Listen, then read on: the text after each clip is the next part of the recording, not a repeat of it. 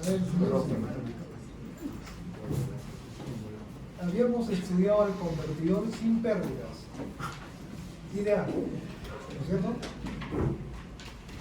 Eficiencia 1, potencia de salida o potencia de entrada igual a potencia de salida. Todo ideal. Después habíamos incluido pérdidas por conducción de los dispositivos. Por ejemplo, el inductor le hemos colocado una resistencia en serie. Al capacitor le podemos colocar otra resistencia en serie. Al transistor, si era MOSFET, se reemplazaba por una resistencia R1. El diodo, una resistencia más una caída de tensión BD. ¿Qué otra cosa más tenemos? Creo que son todos los elementos.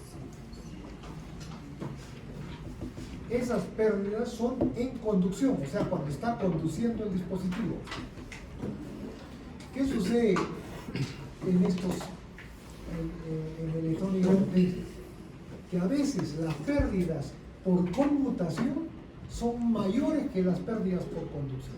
A veces, eso va a depender de la frecuencia de trabajo. Si al dispositivo lo abren y lo cierran durante un segundo, o sea, 0.5 segundos cerrado, 0.5 segundos abierto, el dispositivo no va a calentar. Pero si a ese dispositivo lo cierran y lo abren 100 a 100 kHz, es decir, cada 10 microsegundos, ese dispositivo va a calentar. ¿Por qué razón? Porque las pérdidas por conmutación son mayores, ya les dije, depende de la frecuencia de trabajo, ¿no?, que las pérdidas por conducción. Entonces hay que calcular las pérdidas por conducción. No solo se queda en pérdidas por conducción, sino pérdidas por conmutación, ¿ya? Para el cálculo de pérdidas por conmutación es una teoría bastante fuerte porque normalmente son sistemas de segundo orden, porque tenemos inductancias y capacitancias, entonces se convierten en sistemas muy complejos. Entonces se hace una aproximación lineal para calcular estas pérdidas, ¿ya? Es lo que vamos a hacer ahora. Entonces, ¿a qué se deben estas pérdidas? Miren, acá tenemos un circuito BAC. Vamos a hacer de cuenta que el interruptor está cerrado, que significa que está circulando una corriente I L, ¿no es cierto? ¿Por qué? Porque el diodo está polarizado en inversa y está abierto. Entonces, por ahí, por el transistor, estaría circulando una corriente I L. ¿Vale? Activamos el transistor, lo desactivamos para que deje de conducir la corriente IL y se abra, ¿no es cierto? Ya. Esa corriente desaparece en forma instantánea.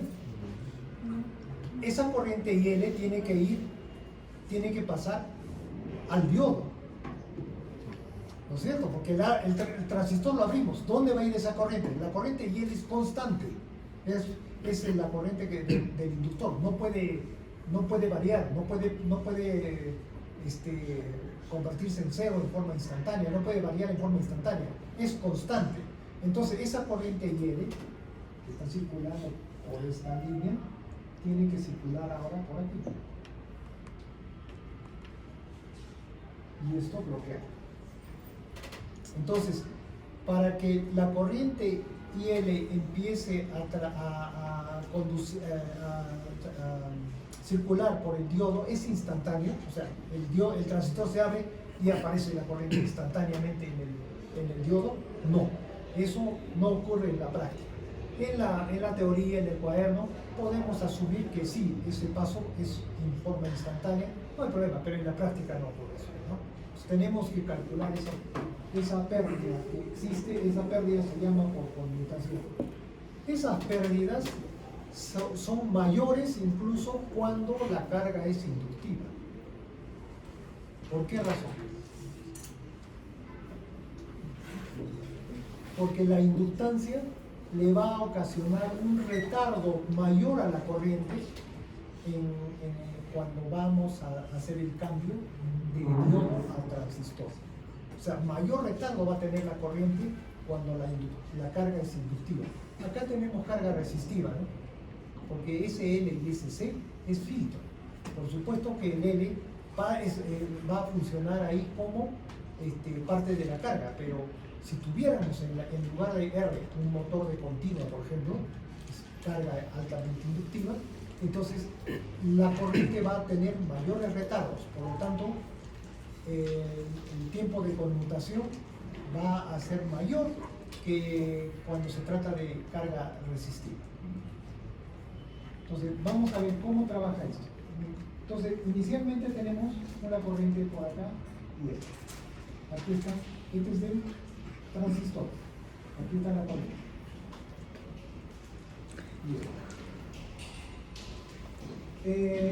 En el diodo, como está abierto, la corriente es cero, este es el diodo, corriente cero. La tensión sería menos VG. Listo. Todo perfecto hasta ahí. En el punto T0, en el tiempo T0, en este tiempo, vamos a activar, vamos a quitarle la señal al transistor para que deje de conducir. ¿Está bien? El transistor estaba con una tensión B, ahora le retiramos esa tensión para que deje de conducir. Entonces esto debe abrirse y empezar a conducir el diodo, pero eso no es en forma instantánea. Miren cómo ocurre. Para que el transistor deje de tener corriente, para que la corriente del transistor sea igual a cero, la tensión en el transistor, ¿qué valor debe tener?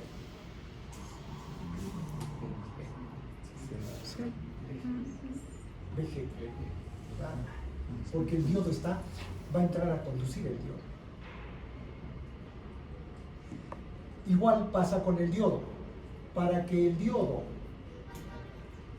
la tensión del diodo, o para que haya corriente en el diodo, mejor dicho, para que la corriente en el diodo exista, la tensión en el diodo, ¿a qué debe ser igual? A cero.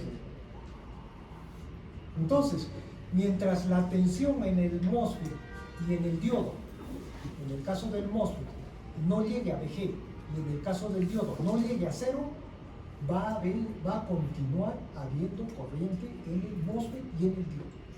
Bueno, en el diodo está abierto, no va a haber corriente. ¿Ok? Y es lo que ocurre acá entonces. En el tiempo T sub 0 le hemos activado al diodo, al transistor para que deje de conducir, pero su tensión todavía no llega a VG. Entonces empieza todo lo vamos a hacer en forma lineal, ¿no? Todas las formas de onda. En realidad no son lineales, tienen una ecuación matemática exponencial, yo qué sé, pero no vamos a traer, imagínense hacer ese cálculo, sería enorme. Acá lo vamos a linealizar todo. Entonces la tensión VG, la tensión del diodo, del MOSFET, pero empieza a incrementarse en forma lineal. Mientras no llegue a VG, no hay corriente. Cuando llega, o hay corriente, cuando llega a VG, recién la corriente empieza a caer.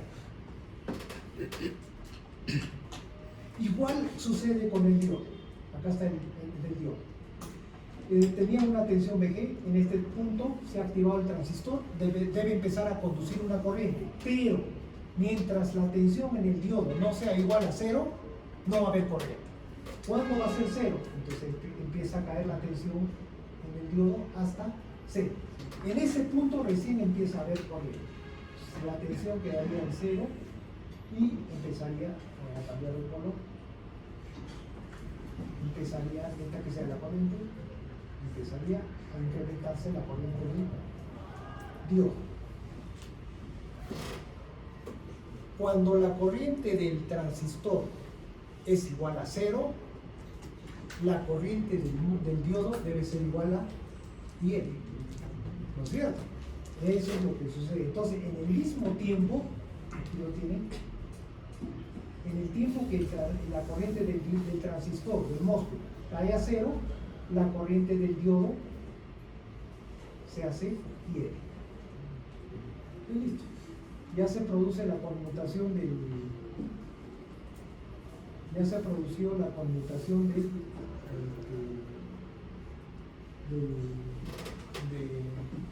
transistor y del diodo. Eso se llama conmutación. ¿Muy bien?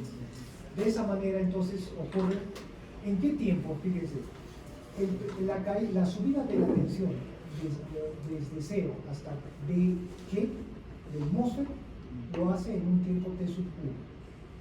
Y la caída de la corriente desde IL hasta 0 lo hace en un tiempo T sub 2. Esos tiempos, ¿de dónde saco? ¿De dónde los saco? ¿Cómo calculo esos tiempos? Entonces eso el fabricante nos proporciona. El fabricante proporciona esos tiempos de conmutación.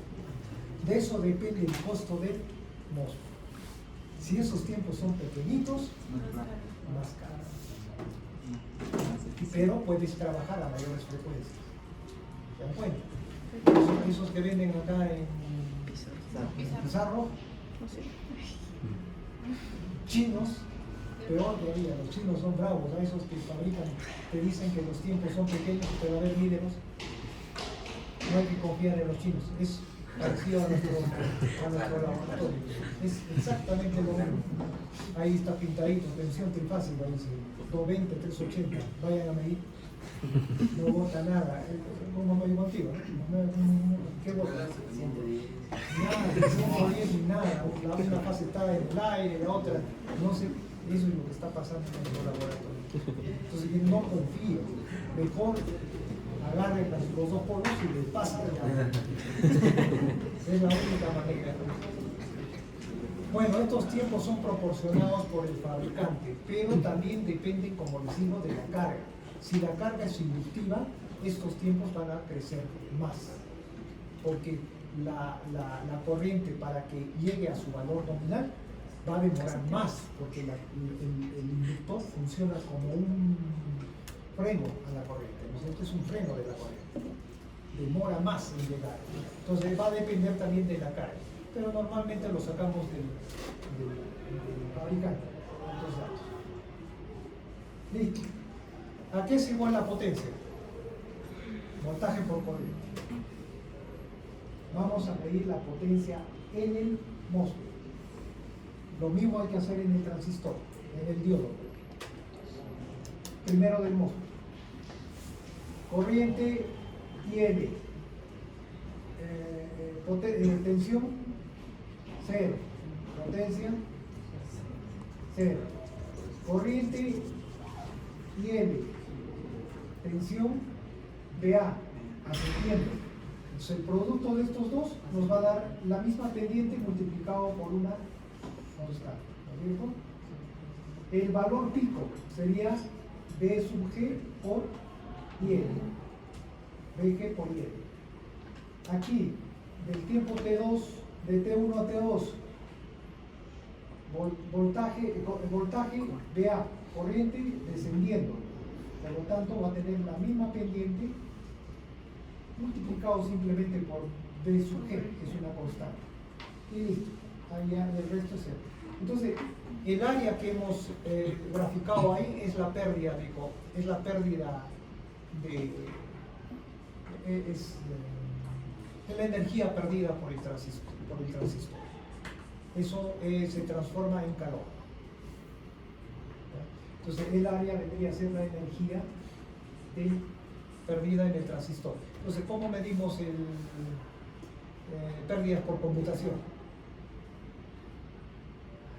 La integral del área dividido entre periodos. Eso es la pérdida por conmutación. Esto es para encendido para apagado del MOSFET, encendido del diodo, ¿no? Ahora, cuando ocurre al revés, vamos a encender el MOSFET y apagamos el diodo. Lo mismo ocurre, pero al revés. Las mismas curvas, pero al revés, ¿no? en lugar de que la corriente va a ascender, va a disminuir y es lo mismo. Pero los tiempos son diferentes. Tiempo de apagado, tiempo de encendido. Fíjense en los datasheets de los nodos, de todo eso. Ahí van a tener tiempo de apagado, tiempo de encendido. Son tiempos diferentes. ¿Ok? Nada más, pero las gráficas van a ser similares. Las pérdidas lo calculan de esa manera, de la misma manera. Eso serían pérdidas por conmutación. ¿Ya? Cuando se les pida pérdidas por conmutación hay que hacer eso. Yo tendría que darle los datos del MOSFET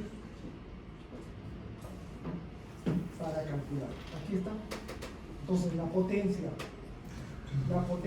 perdida en el interruptor va a ser 1 sobre TS por la integral de la potencia que hemos encontrado, que es la energía. Entonces es el área, exacto. ¿Y cuál es el área?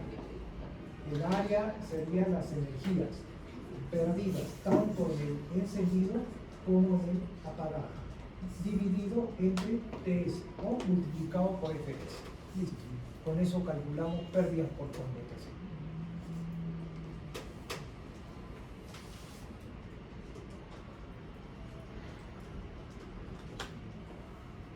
Acabó.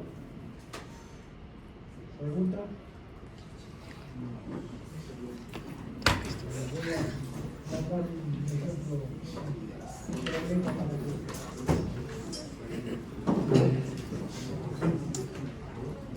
Problema para el perfil.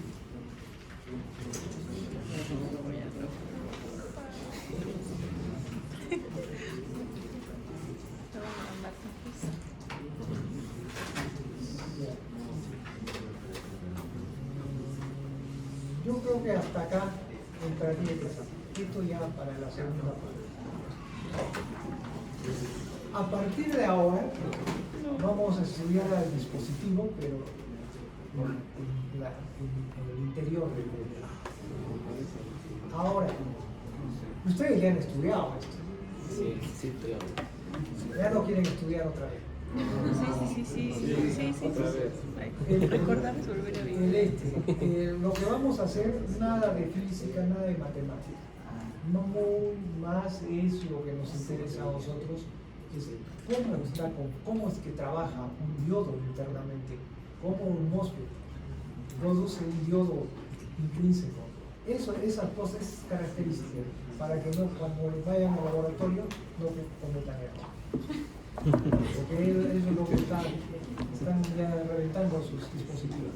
Por esto, porque no conocemos internamente a veces cómo funciona. A ver, señor Chau.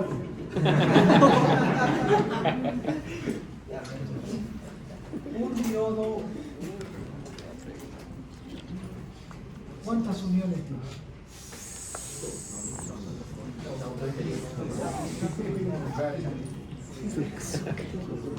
No contestas. Un transistor, ¿cuántas uniones tiene? 3. ¿El diodo? 2. Uno. ¿Y el diodo, el transistor? 2. O sea, no han hecho. Y ahora les digo que en electrónica de potencia el diodo tiene 2 uniones. El transistor tiene 3 y el IGBT tiene 4. El transistor, el BJT3, ¿no es cierto? Y el IGBT 4. MOSFET 3. Eso es lo que tenemos que estudiar. Por eso es que no es lo mismo los de potencia a los de señal. No es lo mismo. Ahora ustedes, hay fabricantes, la CRI, la IR Internacional, la Infineon, todos esos fabricantes fabrican dispositivos de potencia, que no es lo mismo que va a amplificar una señal analógica, ¿no? de audio, de esas cosas. Eso no es, pues es una especialidad, es la electrónica de potencia. Por eso los dispositivos no son los mismos. ¿Ya? Entonces vamos a empezar, esto ya lo conocen ustedes. Ahora dígame el señor Chaupe otra vez. Existen dispositivos de ¿dónde está acá? Que trabajan con elementos mayoritarios. Y hay dispositivos que trabajan con elementos minoritarios, con cargas minoritarias, cargas se puede utilizar. Cargas mayoritarias y cargas minoritarias, ¿no es cierto? Ya. Señor Chaupe, el diodo, ¿con qué tipo de cargas trabaja? No con Minoritarias. mayoritaria. Y las minoritarias no existen. Vean, ahí tienen un diodo, ¿no es cierto? Está, en el lado derecho está cargado con cargas negativas y el lado izquierdo con cargas positivas. Por eso se lo conoce al lado N y lado P. De ahí viene el lado N y lado P. ¿Qué vienen a hacer esas cargas? En el lado derecho. ¿Mayoritarias o minoritarias? Mayoritarias. En el lado P, los huecos son los mayoritarios. ¿Significa que en el lado P no existen electrones? Faltan electrones. ¿Qué pasa con estos electrones que están en la parte derecha? Compensa. Si los empujamos para el otro lado, ¿no se pasan? Sí. Ya, y cuando se pasan, ¿qué vienen a conformar? Cargas minoritarias, porque las mayoritarias son los huecos. Entonces, el diodo es un elemento que trabaja con cargas mayoritarias y cargas minoritarias. Ya. Esa es la diferencia. Un MOSFET, señor Chaupe, ¿cómo trabaja? O digo, ¿es un elemento que tiene solo cargas mayoritarias o tiene ambas, minoritarias y mayoritarias? Ambas. Otra vez falló. El MOSFET solo tiene cargas mayoritarias. El BJT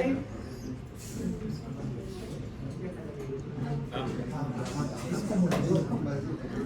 El tiristor ambas.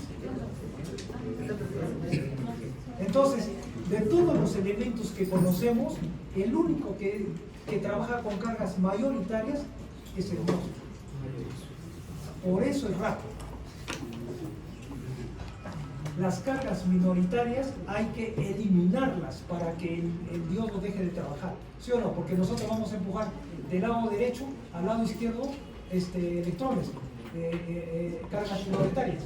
Y cuando queramos bloquearlo, esas cargas minoritarias tienen que volver a su lado derecho. O sea, hay que eliminarlos. Ese tiempo para eliminar esas cargas, eso es lo que lo hace lento al dispositivo. Entonces, si no tuviéramos cargas minoritarias, el dispositivo se activa más rápido. Y es el caso del MOSFET. ¿Ya? Entonces, ese es el diodo.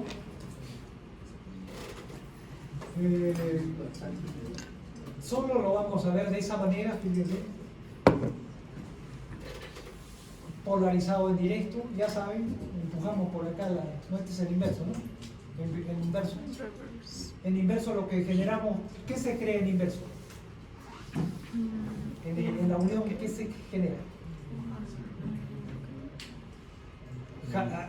Cuando polarizamos en inverso, el lado N, jalamos los electrones para el lado de la batería, ¿no? Y los huecos para el lado del negativo de la batería.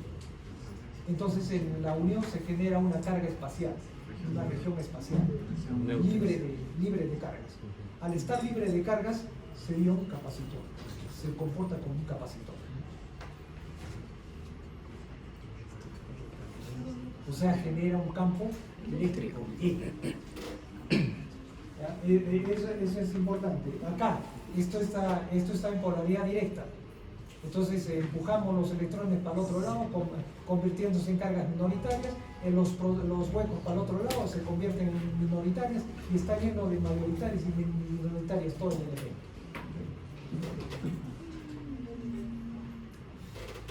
Y ahí está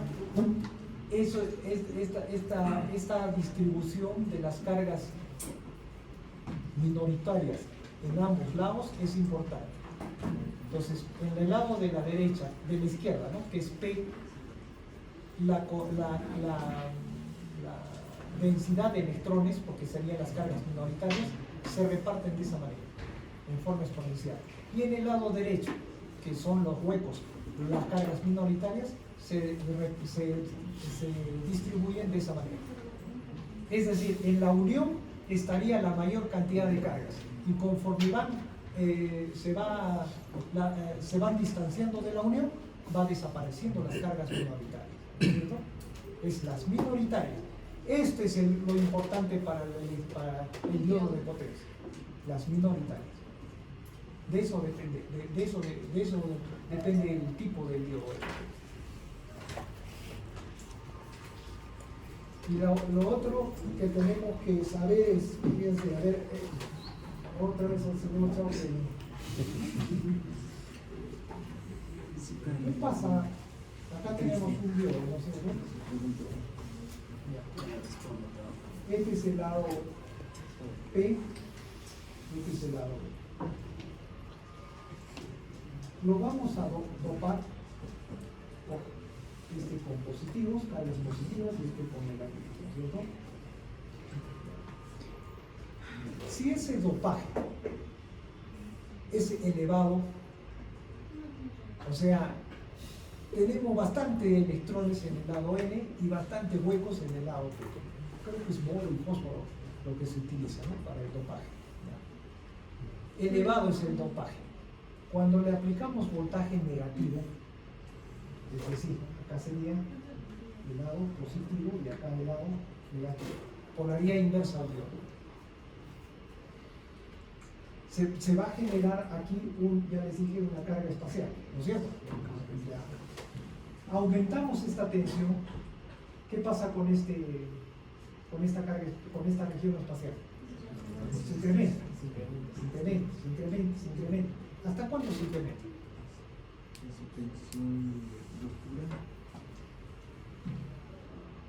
Depende del dopaje. Por eso hay diodos de 50 voltios, diodos de 1000 voltios, diodos de 10.000 voltios. Depende del dopaje. Los diodos que soportan 20 voltios, digamos, en inversa, y ahí mueren, ¿no es cierto? 20 y mueren. El dopaje es elevado. Porque el dopaje es elevado, esos diodos polarizan en inversa y se rompen 20 voltios. Entonces, ¿cuál es la idea de electrónica de potencia? Que el dopaje sea mínimo, ¿no es cierto? Que sea muy pobre para que soporte miles de voltios. ¿Cómo se puede lograr un dopaje mínimo?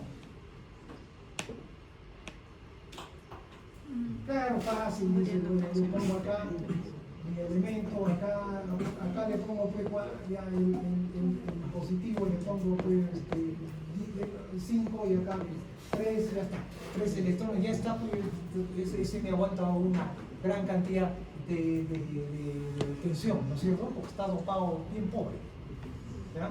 Pero ¿cuál es el problema de este tipo? Su resistencia efectiva, su resistencia conductiva se eleva.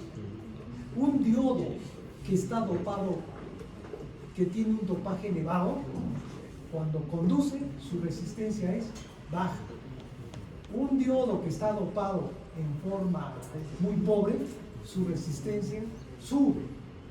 Entonces este diodo tiene una resistencia de 2 ohmios. Voy a hacerlo circular 1000 amperios. Hagan circular 1000 amperios. 1000 por 1000 por un ohmio, eso tendrías que disipar en potencia. ¿Es posible eso? No hay solución, ¿no? Entonces todo está, para eso se generó el tercer nivel. El segundo, ¿no? El segundo, la segunda unión. Entonces, no, un diodo de potencia trabaja como un diodo normal, pero tiene otra constitución, otra configuración interna. A ver qué más tenemos por allá. Bueno, no nos vamos a meter a esto, les dije nada de la matemática, nada de ecuaciones. Este es para generar la ecuación del diodo. Solo lo vamos a ver en cámara. Y con esto terminaría.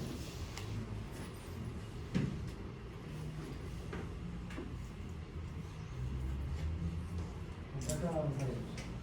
Habíamos dicho que la distribución de las cargas minoritarias en el diodo son de este tipo, ¿no?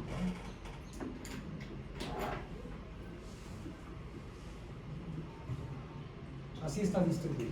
Esta es la unión del diodo. Este sería la unión del diodo. A partir de eso se distribuyen de esa manera las cargas minoritarias. Entonces, cuando ustedes quieren dejar que el diodo deje de conducir, lo que tenemos que hacer es hacer desaparecer todas las cargas minoritarias. Ponerlo a su estado anterior, ¿no es cierto? Sin cargas minoritarias. ¿Cómo hacemos eso? En un tiempo t sub 0 vamos a empezar a bajar la corriente del diodo de ion a 0. ¿Qué sucede?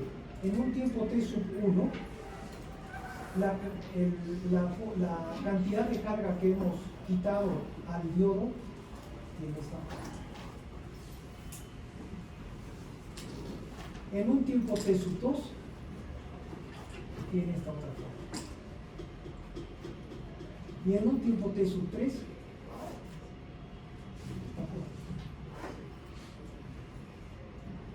finalmente en un tiempo t sub 4 recién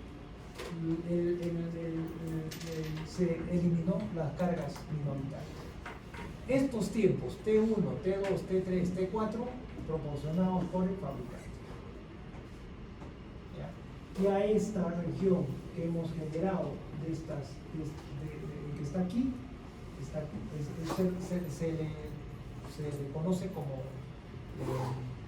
la carga reversa del diodo o la corriente reversa del diodo. ¿Por qué? Fíjense, está conduciendo en forma negativa. Esta es corriente positiva, esta es corriente negativa.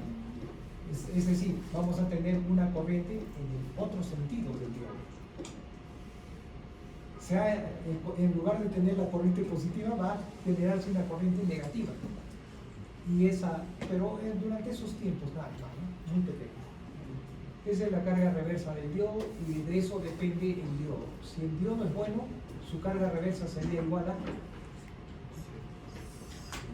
0. ¿Quiénes tienen carga reversa?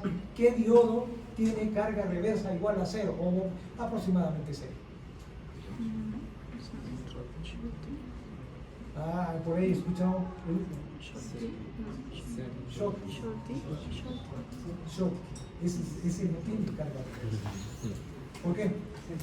Porque lo dije en su datasheet.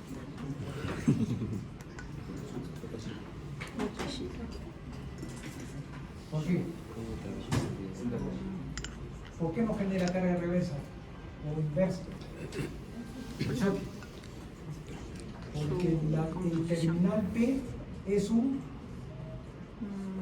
no es semiconductor, es metal. El terminal N es semiconductor. Entonces no tiene carga reversa. No hay que recuperar nada del otro lado. Por eso el Schottky se lo coloca en paralelo con el IGBT, porque ese no produce pérdida. El problema del Schottky, ¿cuál es? Que no soporta mucha extensión. 200, 300 voltios. Creo que hay Schottky de hasta 600 voltios. Pero sí, me parece hasta 600. Pero no más. Ese es el problema. O sea, todo es contradictorio. No existe idea.